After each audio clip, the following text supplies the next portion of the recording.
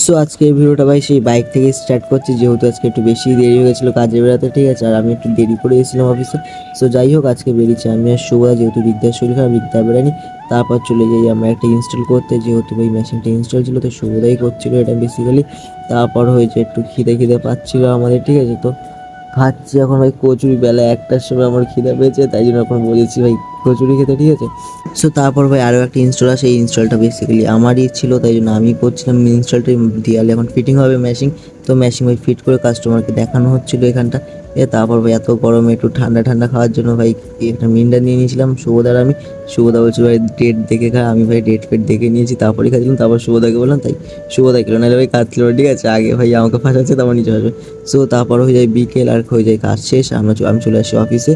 আর ভাই কি বলবো, আগের ভিডিওতে ভালো করে ভিউ আসছে না, একটু ভিউ দাও গাইজ, আর সাবস্ক্রাইব ফ্রিজ হয়ে গেছে। সো যাই হোক, আজকে ভিডিও এটুকু। যদি ভিডিওটা ভালো লাগে like comment share subscribe, tata.